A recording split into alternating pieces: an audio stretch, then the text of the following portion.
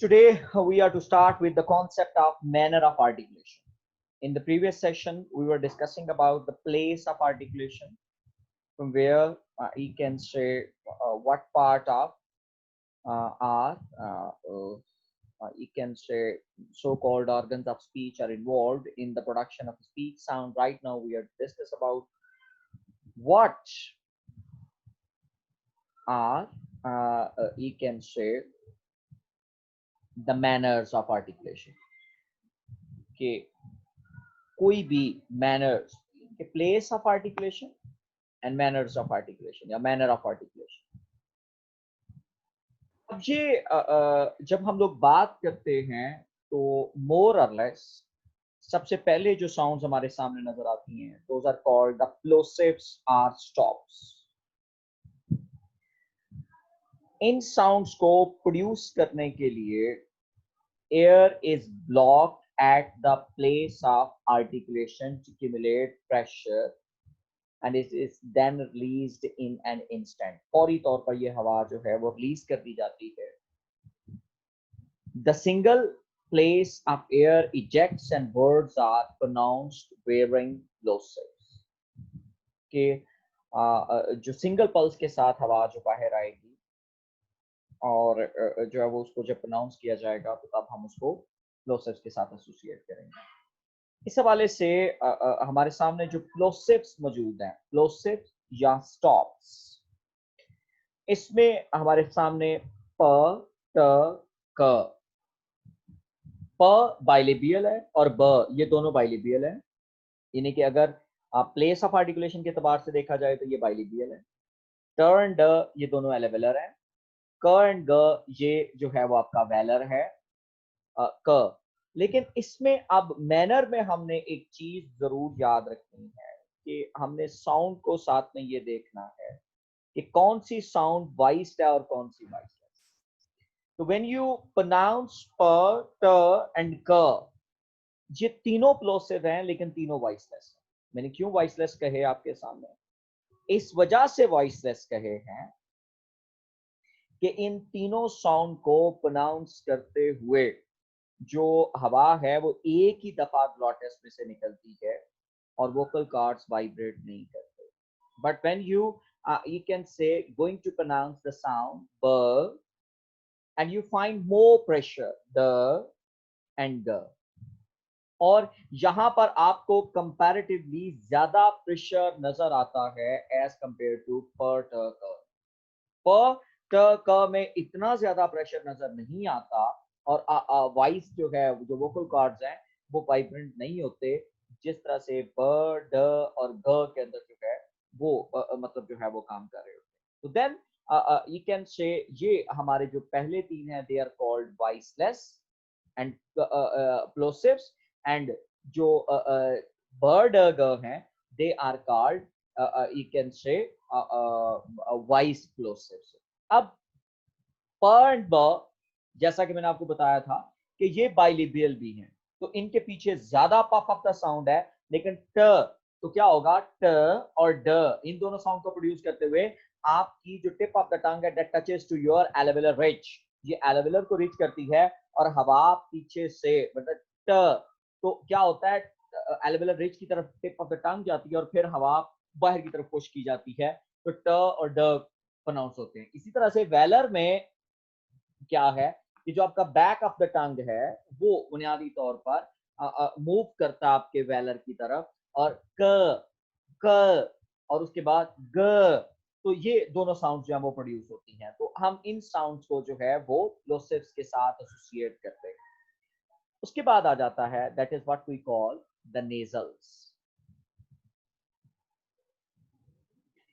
Next हमारे पास है जो nasal sound. The distinctive feature of nasal consonants is that you let air out of your nose as you pronounce them instead of your I must say you कि आप अपनी oral cavity की बजाय आप अपनी nose से sounds को बाहर निकालते हैं. For example, the nasal consonants m, n and ing are quite common in various languages and these are also you can say certainly in English received pronunciation, RP received pronunciation. There is an element of nasality to this consonant sound and this is voiced as well. जितनी भी nasal sounds हैं ये सारी की सारी voiced हैं. For non-nasal consonants, there may be a bit of air coming out of the nose, but the flow of air is more pronounced with nasal consonants. तो अब अगर हम लोग इन साउंड्स की बात करते हैं जो कि हमारी नेजल साउंड के तौर पर देखी जाती है, तो we have three nasal sounds. It's m, लेकिन ये म जो है वो बाइलेबियल भी है, न हमारा एलेवेलर है और इंग हमारा जो है वो वेलर है. लेकिन ये तीनों के लिए जो हमारी साउंड होगी that is coming out of the nose. ये कहाँ से बाहर आ रही है? हमारी नोज में से ये साउंड जो है वो बाहर प्रोनाउंस हो रही होती है. And then we are able to pronounce you can say this sort of the sound कि हम इस साउंड को जो है वो तभी हम लोग जो है वो प्रोनाउंस कर सकते हैं.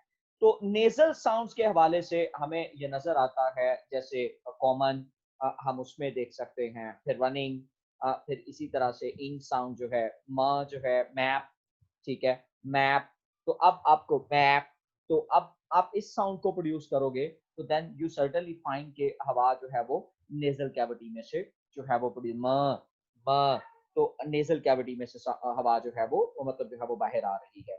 then we are able to you can say produce you can say our nasal sound. उसके बाद हमारे सामने नेक्स्ट आ जाते हैं you can say sibilance. sibilance is not a manner of articulation. ये manner of articulation की बात नहीं हो रही, but itself it is something that characterizes certain affricates and certain fricatives. ये certain affricates और fricatives हैं. Sibilant consonants are distinctive as they are louder and pronounced at a higher frequency. और इनको higher frequency पर मतलब जो है वो pronounce किया जा सकता है. अब इसकी आगे मतलब जो है वो जो types हमारे सामने आ रही हैं, we can say कि हमारे पास ये तीन है. एक है sibilant affricates. Affricates can be viewed as combination of two sounds. Affricates जो हैं वो दो sounds की combination है, which are pronounced pretty much simultaneously. कि जिसको हम लोग जो हैं वो pronounce करते हैं you can say pretty much simultaneously. Often in phonetic transcription, the two sounds will be joined by a tie bar like this. दो sounds जो हैं वो मतलब जो है वो pronounce होती हैं और ये हम लोग बड़ी आसानी से इनको देख सकते हैं in the word change और फिर इसी तर्ज के साथ in the word judge. Change and जज, इन दोनों अल्फाज के अंदर हम इन दोनों साउंड्स को जो है वो, इसमें एक हमारे पास च है और दूसरी हमारे पास जो है वो ज साउंड है. अब ये एफ्रिकेट्स हैं. एफ्रिकेट्स को प्रोनाउंस करते हुए जो है वो जब हम लोग जो है वो प्रोनाउंस करते हैं तो इनके हवाले से माशाल्लाह ऑफन इन फोनेटिक ट्रांसक्रिप्शन ये साउंड जो है वो टाई बार के दिए द वर्ड चेंज और फिर जो इसके बाद आ जाते हैं फ्रिकेटिव. अब इसमें हम लोग जो है वो जब भी एप्लीकेट्स की बात करते हैं तो ये लाउडर और you can say higher frequency के ऊपर जो है वो आप इनको प्रोनाउंस करते हो. और इन दोनों में जो है वो the distinctive feature of fricatives lies in the production. Vocal apparatus partially blocks the airflow at the place of articulation. कि जो है वो वोकल जो apparatus है वो partially block करता है airflow को at the place of articulation in such a way that only some air passes through. कि कुछ air जो है वो pass करती है. By restraining the airflow, it creates some friction between the air and vocal apparatus produces the distinctive kind of sounds of the fricatives. Sibilant fricatives are characterized by louder and higher frequency sounds than non-sibilant fricatives. These are sounds found in the show. अब इसमें आप देख रहे हो कि यहाँ पर you can say जो puff of the air है वो बहुत ज्यादा जो है वो ताकतवर है और दूसरे नंबर पर इसके अंदर it creates some friction between the air and vocal apparatus produces the distinctive kind of sound of the fricatives. तो एक और फिर season जब आप z साउंड यहाँ पर आप इसको देखोगे sh and z मतलब जो वो साउंड जो है तो आपको ये नजर आएगा कि ये मतलब जो है वो sibilant fricatives हैं. Non-sibilant fricatives are essentially the same except the sound is not intense like sibilant, कि उतनी ज्यादा ताकतवर नहीं होगी. The sounds of the word show and season can be compared. हम लोग इसको मतलब जो आसानी से कंपेयर कर सकते हैं with the sounds of this. अब जो this sound है ये बुनियादी तौर पर हमारा नॉन सिबिलेंट फ्रिक्टिव्स हैं, और इसी तरह से फाइन फाइन. अब इसमें फ साउंड प्रोड्यूस करते हुए और ध साउंड प्रोड्यूस करते हुए हमें इतनी ज्यादा मतलब जो है वो फोर्स नहीं यूज करनी पड़ रही जितनी ज्यादा श एंड ज साउंड्स को प्रोड्यूस करते हुए हमें जो है वो साउंड्स को फोर्स को इस्तेमाल करना पड़ता है. अब अगर हम लोग इनको देखते हैं तो इसमें जो हमारे एप्लीकेट्स हैं उसमें हमारे सामने जैसा कि च एंड ज. अब च जो है वो हमारा फिर से वॉइसलेस होगा और ज जो है वो हमारा फिर से वॉइस्ड होगा. इसमें ग्लॉटस के अंदर वोकल कार्ड वाइब्रेट करेंगे, च के अंदर वाइब्रेशन नहीं होगी. इसी तरह से फ्रिक्टिव्स में अगर आप मतलब जो वो आ जाते हैं तो इसमें हमारे सामने जो मौजूद हैं दे आर फ थ स श. अब ये हमारे सामने फ्रिक्टिव्स हैं और उसके बाद व ध ज एंड ज और उसके बाद ह. ये हमारे सामने जो है वो अगेन हम लोग जब इनको मतलब जब सिमुलेट करते हैं तो हम कहते हैं कि ये हमारे सामने जो है वो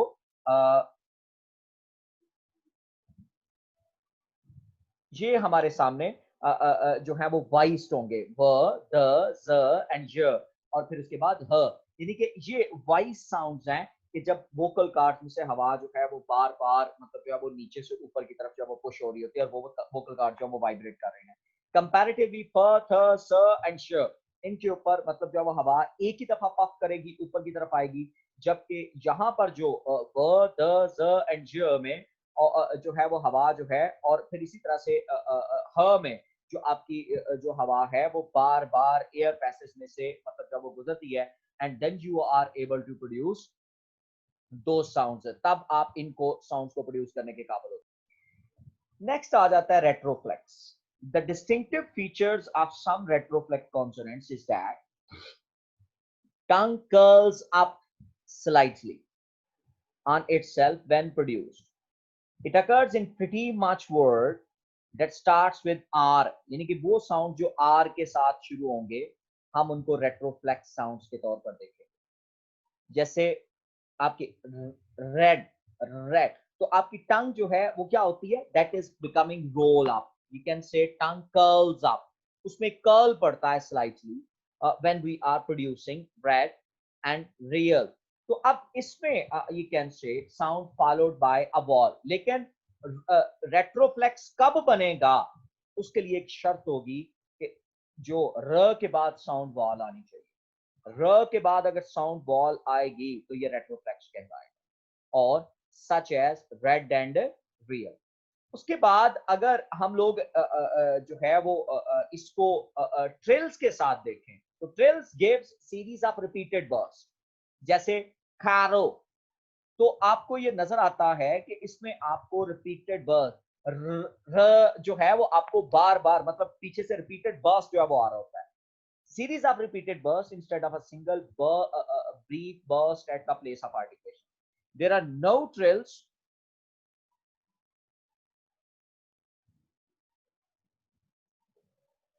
No trills in standard English, but in Spanish trills can be observed. Spanish के अंदर trills जो हैं वो observe किए जा सकते हैं.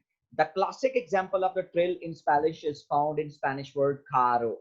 तो आपको Spanish word caro के अंदर जो है वो आपको trill नजर आता है. अब इस चीज को मैंने मतलब जो है वो इन दो चीजों के साथ जो है वो मैंने रिफ्लेक्ट किया है. यूजुअली ये आर ही साउंड है. ट्रिल में भी अगर बात कर लें या रोल्ड में भी बात कर लें, रोड या रेट्रोफ्लेक्स इसको कहा जाता है. अब ये वॉइस्ड है, ये वॉइसलेस नहीं है, और यहाँ पर हवा बार बार मतलब जब वो आती है. एक आर इनिशियल साउंड पर जाएगा और एक इन द यू कैन से मिडल. लेकिन ये है कि पीछे से बर्स्ट ऑफ द एयर जो है वो बार बार मतलब जो है वो निकल रहा होता है, जिसकी वजह से ये जो ट्रिल जो है वो हमारा प्रोड्यूस होता है. जो रेट्रोफ्लेक्स है या रोल्ड है, ये इसके लिए शर्त क्या होगी कि र साउंड के बाद हम अपने जो है वो जुबान को स्लाइड कर्ल करते हैं और उसके बाद वॉल साउंड एंगेज करते हैं, then we are able to produce this sound. तब हम लोग इस साउंड को जो है वो प्रोड्यूस करने के काबिल हो पाते हैं। अब ये हमारी जो है देन वी कॉल इट जो है वो ट्रिल्स, या इनको हम लोग रेट्रोफ्लेक्स साउंड के तौर पर एसोसिएट। नेक्स्ट आ जाता है हमारे पास laterals. The key feature of laterals is that the airflow passes to the sides of the tongue. Leg. तो क्या होता है, आप मतलब जब इस साउंड को प्रोड्यूस करते हो लैटरल को, तो ये हमारे सामने लैटरल की मिसाल है। और ये alveolar, your tip of the tongue touches to your alveolar, यानी कि ये एलेविलर को टच करती है और ये हमारे पास लैटरल साउंड है। अब क्या होता है कि tip of the tongue touches towards the you can say alveolar, और हवा दोनों साइडों से पास होके गुजर रही होती है, then we make this sound as जो है वो हम इसको कहते हैं कि जनाब ये हमारी साउंड जो है वो लैटरल साउंड है।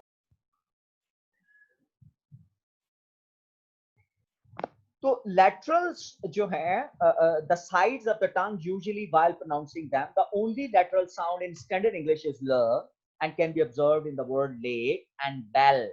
तो अब l sound जब भी आप प्रोड्यूस करेंगे, you find your tongue is you can say जो हवा जो है वो साइड ऑफ द टंग में से मतलब जो है वो गुजर रही है।